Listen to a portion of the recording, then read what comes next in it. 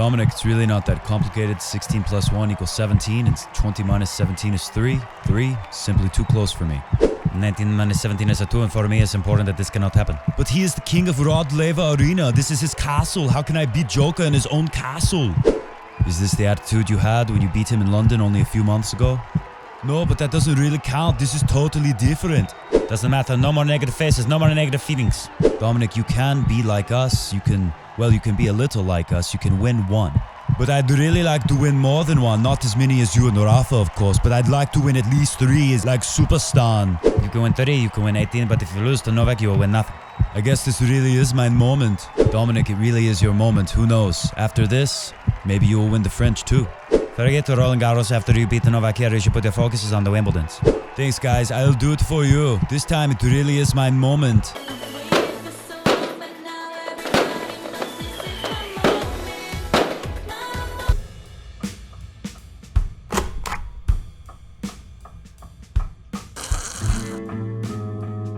Today, we previewed the final of the 2020 Australian Open. Can Dominic Thiem stop Novak Djokovic in his house? His castle, as Dominic Thiem likes to put it. Plus, we've got stats, baby. I have totaled, because they don't do it for you at the Australian Open webpage.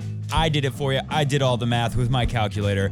I have totaled all the stats up from Djokovic and from Dominic Thiem throughout the tournament, and we will see how they stack up.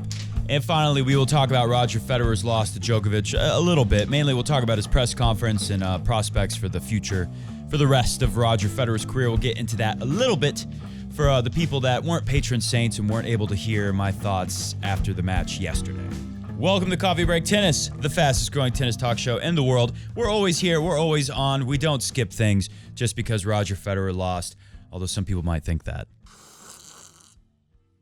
Also, we're not drinking beer because Roger Federer lost. We're drinking it because it's the Austrian way. It's what they do in Wien. First off, let's jump right into this whole business about Dominic Thiem has dominated the head-to-head lately with Novak Djokovic. And it's true, out of their last 5 matches, Dominic Thiem has won 4. But take a look. A lot of those are on clay, and Joker won one of them. But the most important one, I think, is the most recent one. And that's the one at the World Tour Finals just a few months ago. And Dominic Thiem did win that in lost the first set in a tiebreak, won the third set in a tiebreak. Media asked Dominic Thiem about it. Here's what he had to say. Yeah, it's true. I won, I think, more of the last encounters than he did, but I think it doesn't count so much. It's absolutely his comfort zone here. I mean, he always plays his best tennis in Australia since many, many years. So I'm expecting that as well in the finals.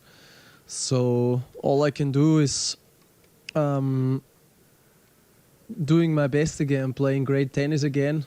And of course, take a look at the last matches we had as well in Paris and also in London, and try to repeat the good stuff what I did there. So what did he do in London? What is he going to have to repeat? Well, one thing he was really good at in that match was court positioning. Dominic Thiem was returning serves from pretty close up to the baseline. It'll be interesting to see what he does with Djokovic on his return Sunday. And he took the ball exceptionally early. He was always hugging the baseline in the rallies, it seems like. If he had to back up at any point to play more defensively, much like what we see with Rafa, maybe you could argue better than Rafa, because Rafa doesn't have wins like those over those kind of guys, over Djokovic and Federer on faster indoor surfaces like that. Dominic Thiem was really good about getting right back up on top of the baseline and just ripping, hitting the ball so hard, less spin than usual, more flatness. That's what Dominic Thiem did. And as Djokovic said in his press conference going back to November after that match, Novak said, look, the guy was just... he was playing extremely risky. He was playing high risk, high reward, and it worked for him. And Novak kind of seemed to hint, if I remember right, in that press conference that I'd like to see Dominic try this in best out of 5. I don't think he could do it. And I remember that match point with Dominic Thiem at the World Tour Finals. It felt like if Dominic doesn't win it right here, right now, how the heck is he going to? You know, how can he keep this up? So can Dominic bring that kind of level? Here's the thing about the conditions on Sunday. They're going to be, real quick, take a look at some of these images I got for you on the Federer match. So many people tell me, the conditions don't matter, or they don't want to hear about the conditions. They don't think it's significant. Just take a look. Patrick McEnroe did play on the Pro Tour. Chris Fowler's been covering tennis at the highest level for 20-plus years. Of course, John McEnroe knows what he's talking about. He's one of the greatest players of all time. Take a look. Chris Fowler in the bunker wanted to show everyone the difference between a new ball and a ball that's been played for a few games and talk about how that is such a major factor because it changes conditions, or the condition of the ball changes the way the matches go and who has more of a benefit and who doesn't based on their types of games and how dead the ball is at that moment. And then look at Patrick McEnroe. He's courtside holding up his freaking phone with the weather app on it. So I'm telling you, it's not just important to me. It should be important to everyone. It is a major factor. With that said, let's talk about the conditions for finals. They don't look as high humidity as what I originally saw days ago. That's come down a little, but it's still going to be significantly higher than what we saw recently, and it's going to be kind of cold. Let's not get into too much detail about the weather and how it affects play. Let's just know one thing. It will be harder to hit winners at the final. The conditions will be slower. That's a fact. Another thing, the bounce will be very low. Now, the World Tour Finals, I think... not that Djokovic is hitting a bunch of super high bouncing shots to mess up, Dominic Thiem. Not like Djokovic is using like a lot of massive kick serves, but Dominic Thiem does use a massive kick serve, and it's not going to be as effective for Djokovic. I mean, for Dominic Thiem against Djokovic, the bounce is going to be very low. I think maybe having a one-handed backhand, a lower bounce can be very helpful even for Dominic Thiem. I think that was a factor at the World Tour Finals win over Djokovic. So that's in Dominic Thiem's favor, the way the conditions are going to be. And what I said a couple days ago on the show was that I felt like the slower conditions would make it harder for Djokovic to hit through Dominic Thiem, and Dominic Thiem would be able to overpower him like we saw with Rafa. But there's one big problem, and that's the fact that Dominic Thiem looked so worn out and tired. He looked exhausted at times in the Sasha Zverev match. And you may be saying, and I'll agree with you a little bit, that, well, what about those tiebreaks? Dominic Thiem came to life, hit some very courageous shots, but to me, some of those shots that Dominic Thiem just absolutely ripped on and hit a winner in the tiebreakers, he kind of had no choice if he's feeling it. If he's really feeling fatigue set in, he kind of has no choice but to grip and rip and go for it. Kind of like how we saw Federer unable to move to his full abilities. He went for a lot of winners. That's part of why he hit so many winners against Djokovic in that first set and the early goings of that match before ultimately some of the adrenaline went away and Roger's body, I'm sure, felt worse and worse as that match went on. Even Djokovic admitted that, So it's not like I'm making that up. It's not a conspiracy theory. I think anyone who knows anything about tennis could have saw that match and see it happening. So my point there is Dominic Thiem had to go for everything. He was very courageous.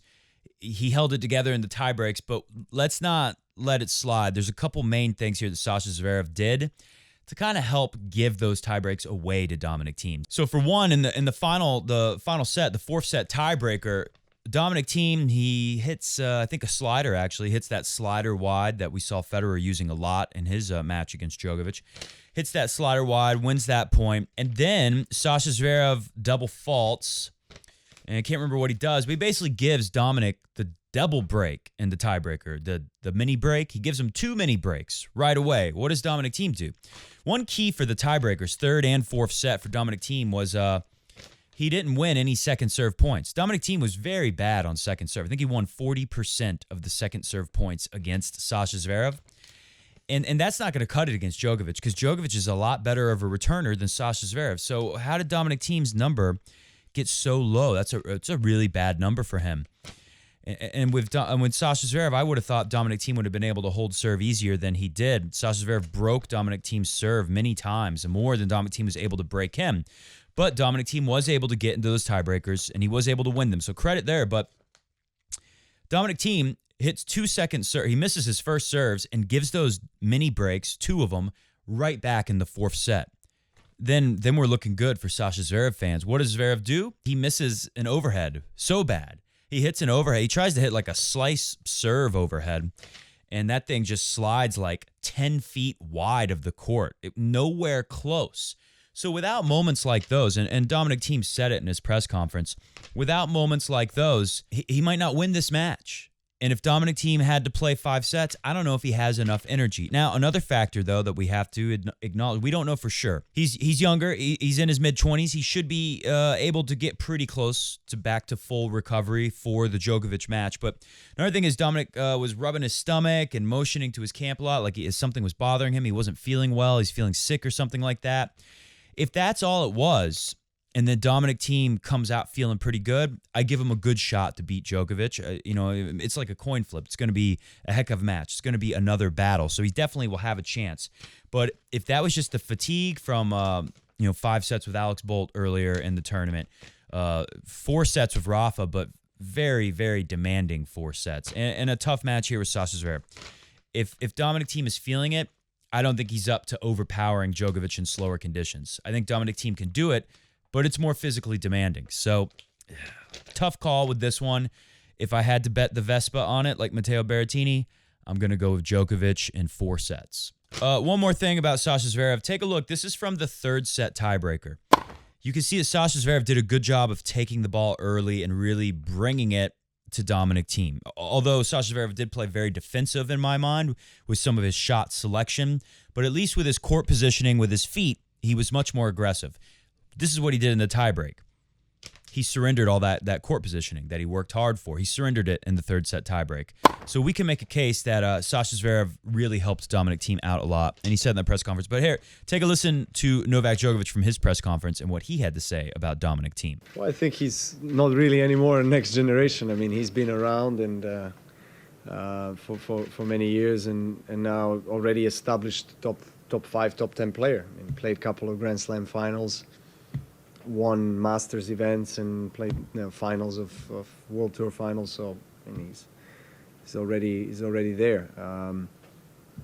It's just a matter of one match here and there that can potentially give him a Grand Slam title, and that he can actually get in the mix of top 3 in the world. I mean, he definitely has the game. He has the experience now. He has the strength. He has all the means to really be there. And he's has improved in the last 12 months playing on the hard court, without a doubt, and the results are showing that. To me, the number one thing there, and Djokovic is right, Dominic Thiem has proven he's in a position, and he's young enough. It's not like Kevin Anderson in his 30s getting to his first final ever. This is a little bit different, and I think Djokovic is right. Dominic Thiem's in a position. It all comes down to now a little luck here, 1 or 2 points. That's all it takes to go his way to win a major. So Djokovic is right, and Dominic Thiem definitely has a shot, but this also tells us that Djokovic is very aware of what it's going to take to stop him, and how if he doesn't keep his foot on the gas, if he doesn't step down, put his foot on Dominic Thiem's throat when Dominic Thiem is down in the match the whole time, that he can lose it. Djokovic is well aware. He's been here plenty of times.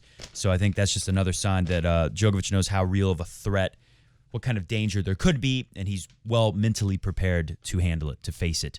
Oh, one last thing on Sasha Zverev and Dominic Thiem. How about when the lights went out? That was insane. Here's a picture of Craig Smiley Tiley and his geniuses doing an analysis on the light levels with their iPhones. What the heck was that? All right, let's move on. Let's look at the stats. Djokovic has played 12 hours, 29 minutes, 19 sets. Dominic Thiem, almost 50% more, 18 and a half hours, 23 sets. 1 day of rest for Dominic, the guy who's played much more. 2 days of rest for Djokovic, the guy who just played injured Federer and doesn't really need the extra rest, but he's going to get it. If we look at the first serve numbers, Joker's getting more first serves in on average than Dominic Thiem. Joker's winning more. He's winning a very high. Joker's putting up like a Federer number here. A first serve win, 82%. Second serve, Joker's got 56%. Definitely good enough to win. Whereas Dominic Thiem is at 52. Djokovic is beating Dominic Thiem in every serving statistic, including much more double faults for Dominic Thiem, 21-13, and much less aces, 57 aces for Thiem, 80 aces for Novak. Now, this one's surprising to me, and that's the fact that Dominic Thiem is winning 37% of his return points total for the tournament, whereas Djokovic has won 38. So they're very close there. You would think Djokovic's greatest returner ever would be a lot ahead of Dominic Thiem. Dominic Thiem to return is the worst part of his game. You know, I'm always frustrated with Dominic Thiem because he's moving back and forth, and he's returning from the wall, and he's returning from the baseline. He used to try to return from the baseline and would go horribly wrong. So, but he's getting better. We have clear proof here. And in slow conditions, finishing at the net is going to be very important. There are going to be opportunities. This is one thing I've credited Dominic Thiem for at this tournament. He did it on match point against Sasha Zverev. Came to the net, hit a swinging forehand, and then finished with a little forehand cut volley. Against Rafa Nadal, key moments where Dominic Thiem sensed the short ball in the air and flew up there and hit a forehand swinging volley winner. And that's going to be key. If he's going to put Djokovic away in slow conditions, he's going to need a few easy balls. And if you let those floaty balls come all the way back and you let them bounce, you reset to neutral. That doesn't work when you're playing big three types. You got to move up and take it away. At the net, Dominic Thiem is doing a little tiny bit better than Djokovic. 76% win at net versus 75% throughout the entire tournament for Djokovic. This is for everyone. These stats are for every match, all combined. But Matt, some of these stats, you know, Djokovic had to play injured Roger Federer. You know, maybe Dominic Thiem faced tougher opponents. So I took out some of the toughest opponents and isolated the stats compared to. So against Federer, Djokovic was winning a lower percentage on first serve, a lot lower actually, 73. That's 9% less, and he was winning lower on second, 54. And then he was doing a little better than his average on return, winning 39%. That's a compromised Roger Federer. Roger said himself that he was returning pretty well for a lot of the match. Against Raonic, Djokovic elevated his first serve win numbers, and his second serve win percentage dropped a lot, dropped 8%. Whereas on the return, Djokovic, 34%. Considering Raonic has the serve that he has, it's pretty good. Against Schwartzman, Djokovic, 39% win on return, 75 win on first, 68 win on second. That's kind of an interesting one because Djokovic did really well on second serves. Against Schwartzman, you would think Schwartzman would do pretty well returning the second serve. And then he lost a lot on his first serve, so Schwartzman did a better job returning the first serve in that match. When we look at Dominic Thiem and some of his top opponents, against Nadal, his numbers went down, all of them, but not a lot. I think that's a pretty good sign for Dominic Thiem. He went against a very tough opponent, one of the toughest opponents out there, Rafa Nadal, and those numbers held pretty close. Against Zverev, same story except for the second serve. The second serve was pretty bad for Dominic, and Sasha really did a good job taking advantage of that, but Dominic found a way to win. Against Gael Monfils, all the numbers went up because Monfils had a bad match. So what does all that mean? To me, the main takeaway is they're both playing well enough to where it should be a close match, but Djokovic is putting up some numbers, especially that win on first serve, that usually indicate to us that he's going to win. He's going to win the tournament, and this is a tough one for anyone who's really hoping that Djokovic doesn't get any closer to the records of Roger and Rafa, as we saw in the sneak peek of the future conversation from Roger and Rafa with Dominic right before the match. Anyone who's really hoping for that, you don't got a lot to work with here because, sure, I was thinking Dominic Thiem could overpower Djokovic in a slugfest in slower conditions, but he had to get through Zverev easier than that, and he had to do better on second serve because we know Dominic has the firepower to break Djokovic's serve multiple times. The question is always, how well can Dominic Thiem defend his own serve here, with Djokovic being the greatest returner and this being Djokovic's house, his castle, the Australian Open. And to me, those numbers indicate that he's going to get broken more often than he will break Novak Djokovic. That's what I honestly think. I'm sure a lot of people hope that's wrong. Who knows? Maybe I will be wrong. I won't be surprised by anything. But again, if I had to bet it all, I'm going to go with Djokovic winning in 4 sets. Last couple things. Let's talk about Roger's loss just a little. They asked Roger in his press conference if he believes that he can still win majors. Some people may have been surprised, but it didn't surprise me at all. I could tell during the handshake with Djokovic at the end of that match, at the end of their semifinal, I could tell that Roger was not happy, thought he could have done better, thought he could have at least won that first set, and wants more. And I saw something somewhere, maybe it was Mats Wilander, was saying that the reason why Federer played this match all the way through is because he knows he's going to retire soon. Or maybe it was even McEnroe. I think it was Wilander who said this. I saw it somewhere out there. I read it. I didn't hear it. I read it. It was quoting him. And I'm pretty sure it was Wilander. And he was basically saying Federer finished this match or played this match with Djokovic because he knows it's like one of his last times there. He's retiring soon. So he just wanted to give everyone a show and if he was really focused on trying to win more majors and play longer, he wouldn't have put his body at risk. But Roger addressed that pretty well in the press conference, saying that this could have been his first mid-match retirement, that him and the team, his whole team, they talked about what kind of pain is okay during the match with Joker and what kind of pain is too much a sign of you're making the injury worse and you're hurting the rest of your year. And basically the team and Federer made a plan to, if the pain hits this level, if this or that ABC starts happening, I got to have my first mid-match retirement because then I'm risking the rest of the year. I'm risking my Wimbledon chances. I'm risking, Miami or Dubai or whatever. So to me, that nukes Wielander's opinion right there, that he's only doing this because he knows he's not coming back, so he wants to give everyone a good show. And if he really cared about his chances at tournaments in the future, he wouldn't put his body at more risk. Clearly, Roger and the team had already thought ahead about that one and didn't want to put the body at risk. Of course, Roger said that he thinks he can win more majors. I fully believe that. I think it's pretty obvious that Roger thinks that. That's why he's still doing this. And when they asked Roger, how long will it take you to recover? Of course, Federer said, I don't know. No one knows. But the way I work and the way my team, we're good at recovery. And Federer said, I would honestly think it's going to be pretty soon. He said, of course, I got that exhibition match coming up in South Africa, with Rafa Nadal pretty soon. And he said, with that, I can kind of manage it. Meaning, like, if I'm still at 80% health, me and Rafa can put on a good show at the exhibition without me risking my body. But then he talked about Dubai, and he said, when I go to Dubai, I need to be 100%. Because Roger's still playing to win. This is not the farewell tour. This is not give everyone a decent showing because I know I can't win. Roger still knows he can win. So if any Fed fans out there were sad, don't worry about it. I think Roger's going to be fine, and I think he's at least the number 2 favorite behind Djokovic, depending how you look at it. 1 or 2 favorite for Wimbledon. Hit the music. If you want to hear more of my thoughts on the Federer, go to patreon.com/Coffee Break Tennis. Become a patron saint today. Help the show go and grow. I'm very committed to tennis in 2020. With or without Roger in tournaments, we are planning on covering as many tournaments and matches as possible. And when you go to patreon.com, you help us fulfill our mission here at Coffee Break Tennis and keep going. Comment below your thoughts. I hope I didn't forget anything in today's show. I feel like I went over everything that would be important for this final. You know how I feel. I would love to know how you feel. We will be back after the final on Sunday. See ya!